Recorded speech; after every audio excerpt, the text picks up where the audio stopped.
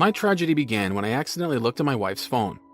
At the time, I was 36 years old and worked as an office worker. My wife, Ivy, was the same age as me and was a housewife. We had 2 daughters, an 11-year-old named Daisy and a 9-year-old named Esther. Ivy and I first met at work. We were assigned to the same project and became interested in each other as we worked together. We dated, got married, had kids, and went through every step of a happy relationship. At the beginning, we were very lovey-dovey, but as our kids got older, we focused more on being parents than on being a couple. So to be honest, we grew a bit distant from each other. My salary was good, but my workload was really intense. Usually by the time I returned home from work, everyone was already asleep. Even if I would happen to get home early, Ivy and I wouldn't really talk much. It felt like we were just pretending to be husband and wife. Ivy began rejecting my approaches in bed more and more often. "I'm an old woman now. I can't do like I used to." I accepted what she said as the truth, so when I found out it was a lie, I was so shocked. I'd felt like I'd collapsed. One day, when I returned home from work, everyone was asleep as usual. I was warming up my dinner as quietly as possible. My wife had left her cell phone on the sofa, and I heard its text notification sound go off multiple times. It was late at night, so to be messaging like this, it might be some sort of emergency. I looked at Ivy's phone, thinking that if it was something serious, I would wake her up. Her cell phone wasn't locked. Without thinking much, I looked at her text and saw a message that said, "I love you. You're the only one for me." Huh? The first moment I didn't understand what was going on, but the contact photo showed it was clearly a man, and they had texted each other a lot. I felt my heart thumping loudly as I looked through the texts. Feeling like I was going to throw up, I went through all the messages and found out that they had started dating last month. "Last time was a bit of a disappointment, but now I'm looking forward to next time even more," wrote a text from the man. Just from that text, I couldn't understand what he was talking about, but my wife replied, "I was surprised when my period suddenly started. I'll make sure we can definitely do it next time. I'm sorry for making you hold yourself back." Even though she would turn me down, having sex with another man was fine? I guess she wouldn't sleep with me because she was already sleeping with someone else. As I was deep in thought, my dinner went cold. Well, whatever. I let out a big sigh and sat on the couch. My wife was cheating on me. This was a betrayal I had never imagined. I looked up at the ceiling and wondered what I should do from now on. If I wake up my wife and ask her about it now, I won't be able to keep my cool. I thought maybe I could pretend I hadn't seen anything and wait for my wife's affair to end, but I wouldn't be able to handle that mentally. Among her messages with that man, she wrote, "The way my daughter talks back to me isn't cute at all. She's beginning to act more like my husband. I hate it. I can't sleep with my husband anymore. When I think to myself that I have to be with him for the rest of my life, I feel like I want to disappear. If we divorce, I want to take custody of our kids. I want to get divorced. My daughters will bother us, right?" Ivy wrote. "I will love your daughters too," her lover replied, but that just made me angry. Though I didn't get to see them during the week, I would always go out with my daughters on the weekend and talk to them about everything that I'd missed during the week. I wanted to think that we trusted each other. But since I was always at work, my wife and daughters must have been upset with me. My wife probably cheated on me because I made her feel lonely. But even if it was my fault, I couldn't defend what she had done. In the messages, they planned when they'd meet up and shared their feelings for each other. In order to collect evidence, I forced myself to calm down. With a bit of time, I noticed I was feeling a bit better. I will make sure she takes responsibility for this. I decided to buy a voice recorder and find an accomplice to help me gather evidence. I would then expose Ivy's affair in order to get a divorce, alimony, custody of our kids, and child support. Though I was sad, I didn't want to lose. I began looking forward to catching her. Thinking about it now, the shock must have made me go a bit crazy. I took photos of their conversations, ate my cold dinner, and went to bed. Ivy slept together with our daughters, so I went into my own room. My mind was racing so much that I couldn't fall asleep. The next morning, my wife woke up as if nothing had happened. She looked at my face and said, "Are you okay? You don't look all that great." I felt like saying, "That's your fault," but I held it in and headed off to work. As I was getting ready for work, Ivy was laying around the couch using her phone. It seemed like she didn't notice I had read her messages with her lover. She didn't even have a password on her phone. She wasn't wary of me at all. I guess it never occurred to her to put a password on her phone because we never looked at each other's phones, even before we got married. After work, I got in touch with a friend I was sure would be on my side. He's been a friend of mine since high school, and he knew my wife. He seemed pretty shocked when I told him Ivy was probably cheating, but he said, "No matter what happens, I'm on your side." Hearing him say that was reassuring. A few weeks passed, and I regularly checked Ivy's phone to photograph anything I thought could be used as evidence. During those few weeks, her lover Caleb had taken time off to work and they planned to meet.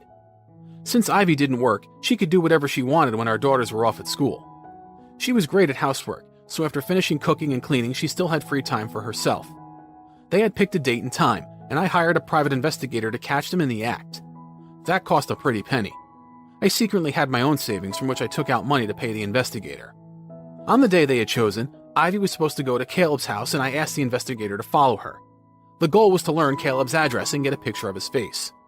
It was the day Ivy was supposed to go to Caleb's house. I went to my office as normal, but I honestly couldn't focus on my work. Thinking that while I'm sitting at my desk, Ivy was in another man's arms made me want to stand up and scream. The investigator I had hired was a very polite person, and she sent me all the information via email. In the photos the investigator sent, I saw Ivy kissing that man. I understood. That was definitely Ivy. I was surprised from how close up the investigator managed to capture the photos. They were so focused on each other that they must have not noticed. I went and spoke with the lawyer my friend had introduced me to. Since I had evidence of the affair, he said I'll have no problem divorcing my wife, and depending on what my daughters said, I might be able to win parental custody too. Since Ivy had texted her lover that our daughters weren't cute and that she didn't want them, it's possible she didn't even want custody. Our older daughter Daisy had a strong sense of justice and would definitely be angry at her mom for cheating on me. As for our younger daughter Esther, it was harder to say what she'd think, but since she loved her older sister, she was likely to follow her footsteps. Of course, I was being optimistic. If my daughters wanted to be with their mother, I would accept that. Ivy met Caleb many times, and I collected a lot of evidence. I even had voice recordings of them, but I kept waiting for the right moment to reveal everything. Around mid-December, I told the private investigator and my lawyer that I would be making the final move within this year. On Christmas, it was time for me to claim my victory. I asked my wife if she had any plans for Christmas Eve while I was at work. Without changing her expression at all, she said, "There's a Christmas party going on at the kids' school, and both Daisy and Esther were invited by their friends, so I wasn't planning to do anything special at home." According to Ivy's messages with her lover, he was supposed to be coming over today. Because of the Christmas party, Daisy and Esther were going to get home around the time they usually got home from school. While Daisy, Esther, and I are out of the house, Ivy planned to invite her lover over. I had called my parents and in-laws and asked them to come over to our house that day. Even if Ivy's lover didn't come over, I would reveal all the evidence I had gathered. Even though I had taken the day off work, I got dressed and left the house as if I was going to the office as usual. Around noon, the investigator gave us a signal, and the six of us, my parents, in-laws, lawyer, and I, all entered our home. Next to the front door were a man's shoes. There were no signs of anyone in the living room, but we heard voices from the bedroom upstairs. Hearing my wife's voice, I froze. My lawyer encouraged me to step forward. Spurred on by my lawyer, I climbed up the stairs and opened the bedroom door while yelling, "Don't move!" On top of the bed were two naked people. I couldn't process what was going on. I stared at them blankly. The air in the room felt frozen. The person who first broke the silence in the room was my father-in-law. "What are you doing?" He slapped Ivy across the face and raised his hand to do it again. I tried to calm him down, but every time I'd let him go, he'd raise his hand to hit Ivy again. Ivy curled into a ball and cried. Caleb didn't seem to understand what was happening. I was wondering what to say to them, and considering whether I should punch Ivy's lover, but my father-in-law was so overwhelmingly angry I couldn't get a word out. My lawyer entered from the hallway. "We need to talk. Please put on some clothes." Caleb quickly began getting dressed. Ivy also began putting on clothes as she continued to cry. My investigator had already looked into Ivy's lover, so I didn't have much to ask him. Caleb was 31 years old and worked for a very well-known company. He was married but didn't have kids, and had told Ivy that his relationship with his wife was very cold. He and Ivy met through a dating app. "You didn't plan on divorcing me and marrying him?" I asked Ivy. "No, I'm really sorry. I made a mistake. The only person I really love is you," Ivy said softly. "Really? But I won't accept anything other than divorce." My wife seemed deeply surprised by that. Understanding that I meant what I said, she covered her face and cried again. "You did this to yourself. Sebastian is the one who should be crying now." Hearing my father-in-law say that genuinely did make me feel like crying. Caleb seemed to be more worried about his job than his family. "You can tell my wife everything, just please don't bring up my job," he pleaded. "As long as you don't cause any unnecessary trouble, I don't plan to," I said, and Caleb seemed to relax a little. "I'm incredibly sorry. I will do everything I can, so please just don't spread this at my workplace." He apologized countless times. "We will continue this conversation another day. I will contact you with the details, so please come to my office then," said my lawyer. With red eyes, my father-in-law said to me, "I'm so sorry. We will pay you back for this." He then pulled Ivy away. Ivy continued to cry, but said nothing. I decided to go to my parents' house after I picked up my daughters from school and left my in-laws to deal with Ivy. Daisy and Esther seemed confused by the fact we were suddenly going to their grandparents' house, and because their mom wasn't with us. I wondered how much I should tell them. Telling them, "Your mom loves another man," might not go well. I didn't want my daughters to see me worrying, but Daisy noticed. "Dad, did Mom go to be with the man on the telephone?" she asked. I asked Daisy what she meant, and she said that sometimes her mom would have long phone conversations with a man. After each call, Ivy would either become very happy or very angry, so Daisy suspected that the man wasn't just a regular friend. "I worried what would happen if you found out, so I stayed quiet. He was a bad person in the end, huh?" Feeling so sorry to my daughters and angry at Ivy, my words got stuck in my throat. Daisy understood how I felt without me having to speak, and she began patting my shoulder. "Let's do our best together from now on," she said. I looked down at the floor. "I'm sorry for not being good enough. I'll make sure we'll be happy," I said. "You're over-exaggerating," Daisy said with a light laugh. "I'll go pack my stuff," she said and left the room. I was surprised how mature she was, even though she was so young. A few days later, I talked to Esther about how we'll be living from now on.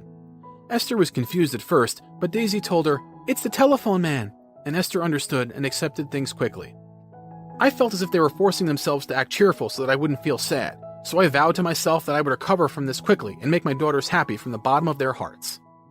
At the beginning of the new year, both couples involved in the affair gathered at my lawyer's office. Ivy and Di and Caleb and his wife all divorced. Caleb's wife and I both claimed alimony from our parents, and Ivy agreed to me getting full custody of our daughters. I didn't want Ivy to claim visiting rights for our kids, so I decided not to ask her for child support.